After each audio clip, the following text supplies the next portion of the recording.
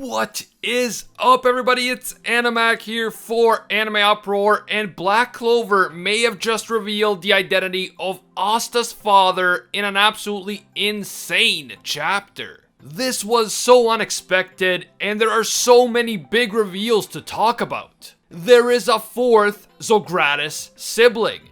Astas' father may have been a childhood friend of Zenon. The name of Zenon's devil is now confirmed. This was crazy, let's get into it. If you enjoyed the Black Clover content on this channel and you want us to keep it going, you know what to do. Just leave a quick like and comment. It only takes a second, but it really helps with the YouTube algorithm. And if you're new to the channel, or maybe you watch our videos, but you just haven't taken the time to subscribe yet, do me a favor and make this the video that you subscribe and hit that notification bell to turn on all notifications. You can also hit me up on Twitter and Instagram at AnimeUproar. Finally, this video will of course contain Black Clover manga spoilers, so please proceed with caution, you have been warned.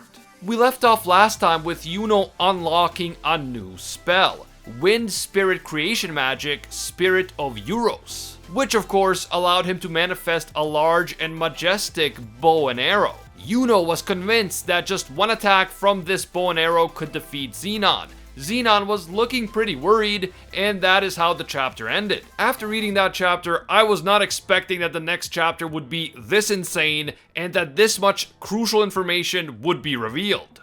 At the very beginning of the new chapter, Yuno's arrow lands a hit on Zenon, and it tears straight through his chest. Zenon is shocked by the speed and power of Yuno's attack, and he can't believe that his overpowered, devil-possessed body could be pierced clean through in this way.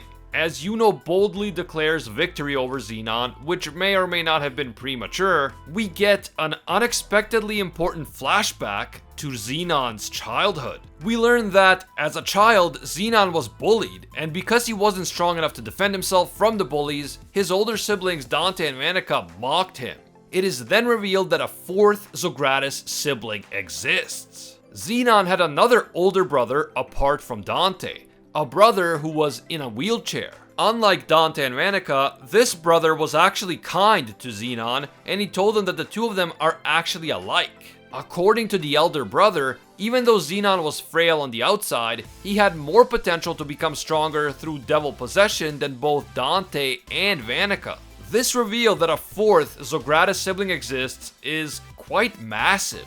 With all three Dark Triad members seemingly defeated or close to being defeated at this point in the story, we've all been wondering who will be the next major villain, aside from the Cliffoth Devils and possibly Morris. The Spade Kingdom War arc is obviously not over yet. Yami and William have not been rescued, so there is no chance that the arc is going to end with the defeat of Dante, Vanica, and Zenon. But is this fourth sibling still alive, and could he be the true villain of the Spade Kingdom arc? Could he be the one who possesses the time magic devil that is said to be residing on the lowest floor of the underworld? Earlier on in the story, we learned that there are three major devils on the lowest floor of the underworld, and that they have gravity magic, spatial magic, and time magic. We know that Dante's devil has gravity magic, Zenon's devil has spatial magic, but Vanica's devil Megicula has curse warding magic, not time magic. This may be because the time magic devil already possessed their eldest brother, the fourth Zogratis sibling. I can't wait to find out more about this mysterious fourth sibling, especially because he seems to be the one who was pushing his siblings to become devil hosts. So it is likely that he has more experience with dark magic and devil magic than the rest of them. He could be the one orchestrating everything behind the scenes, and he could be biding his time and waiting for the right moment to reveal himself. Or he could already be dead. We can't know for sure, but I'm definitely excited to find out more about this eldest brother.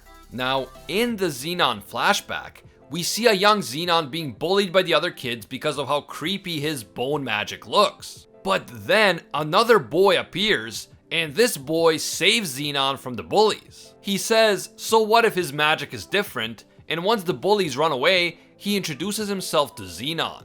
The boy's name is Alan, and he looks a lot, and I mean a lot, like Asta. And not only does this Alan guy look a lot like Asta, he also acts like Asta and has similar ambitions. He wants to protect the people and help his country, which is currently facing numerous forms of hardships, from harsh climates to frequent wars. Alan wants to save the people by becoming the commanding officer of the Mage Defense Force, which seems to be the Spade Kingdom's equivalent of the Wizard King. Little Zenon then declares that he also wants to become the Wizard King, or I mean the commanding officer of the Mage Defense Force, and the two kids, Zenon and Alan, become friendly rivals. The parallels between these two and Yuno and Asta are very clear and very deliberate throughout the chapter.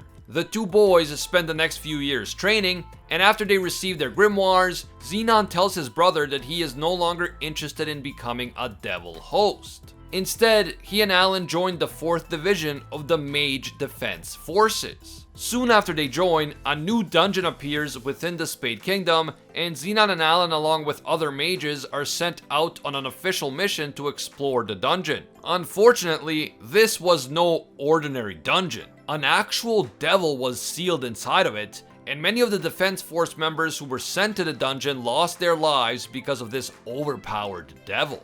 Despite having powerful magic himself, Zenon isn't fast enough to strike the devil with his bone magic, and so Alan has to step in. Alan attacks the devil with what looks like a flaming claymore sword made out of fire magic, and the fact that Alan uses a giant sword is just another of many blatant and intentional similarities to Asta. As Alan struggles with the devil, Zenon knows that if he aims his spell at the devil now, he will succeed in killing him. However, if he does that, then Alan will die along with the devil. So it is a horrible choice that Zenon has to make. If he waits for Alan to move out of the way, then the devil will be impossible to hit.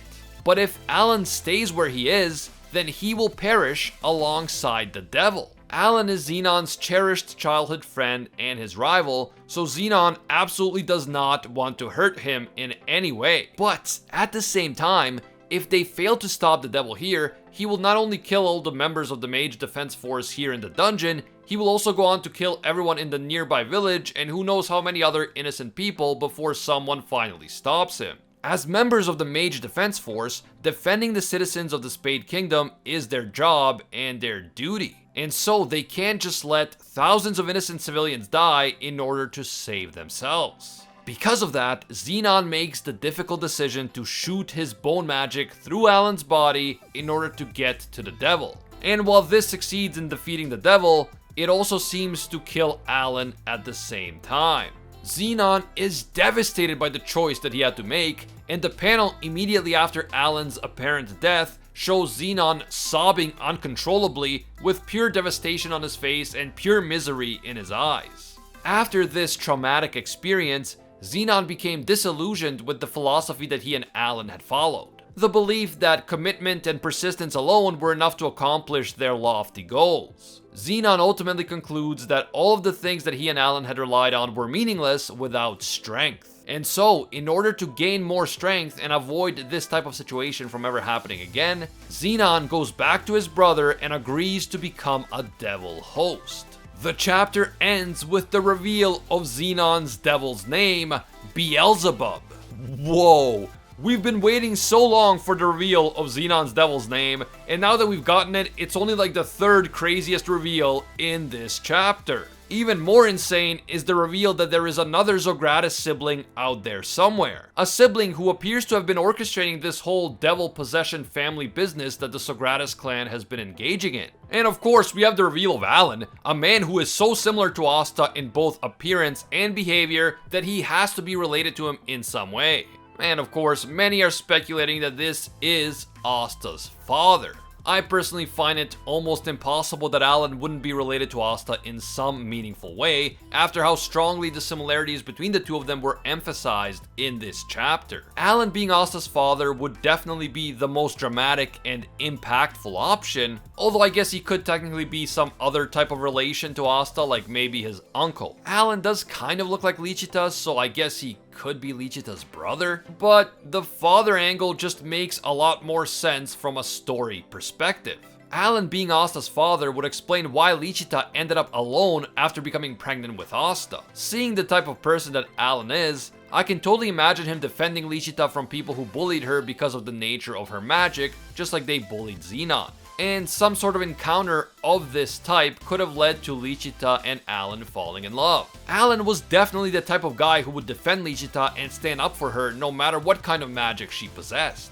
But if Alan died while she was still pregnant with Asta, he would no longer have been able to protect her from the people who hated her because of her magic. And so, Lichita may have been forced to leave the Spade Kingdom and settle on the outskirts of the Clover Kingdom where no one knew her or her magic. Alan being Asta's father would explain a lot in my opinion. And I mean the similarities between the two of them are just too drastic to ignore, but we'll have to wait and see. I am definitely leaning towards Alan being Asta's father at this point in time. And if he doesn't turn out to be Asta's father, I'm like 99% sure that he will end up being connected to Asta in some other important way. All of these similarities between the two of them are not a coincidence. But let me know what you guys think about this absolutely insane chapter. Is Alan Asta's father, Asta's uncle, or is he connected to Asta in some other way? Also, who is this eldest Zogratis sibling, and is he still alive? Could he be the secret mastermind of this entire war arc?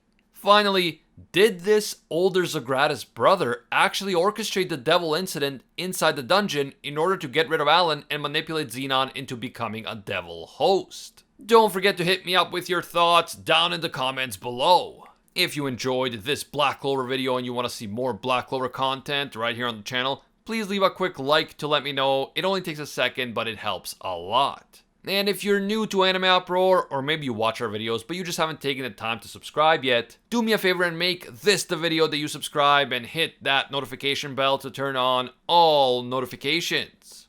You really have to go through the trouble of subscribing, hitting that bell, and then selecting the option that says all. If you don't do that, you're still gonna miss a ton of our videos even if you are subscribed. It's just how YouTube works. You can also hit me up on Twitter and Instagram at AnimeUproar. I want to give a quick thank you to all of our AnimeUproar patrons who make videos like this one possible. Special thank you to Alpha Sigma. He is an absolute mad lad and disciple of Lord Twigo himself. And I can't forget all of our The One tier patrons, the ones who rise above all other clans, including Ingrata, Pate Hefa, Aljatal, Hinokami and Water, The Toasted Chi, The Spike, Dylan Isador, Spidey Life Tanel, Tungsten Tarkus, Baked Buddhist, and Monkey D. Quilly. Finally, thank you to all of our Pro Hero tier patrons, including the one and only Gilgamesh, the Red-Haired Raven, Angel Cruz, Rathuin Deora, Very Gucci, Alicia Akhtar, Bonnie Parks, Joanne Garcia, Ted No Ted, Fatboy Games, Corey McGowan, and Soul Ray Slice and Dice. If you enjoy our videos and you feel that they provide value to you, consider supporting us on Patreon. Even a single dollar will give you access to our patron exclusive Discord, and your name will appear in our videos, along with these legendary people. As always, thank you guys so much for watching, and until next time, see ya, Space Cowboys!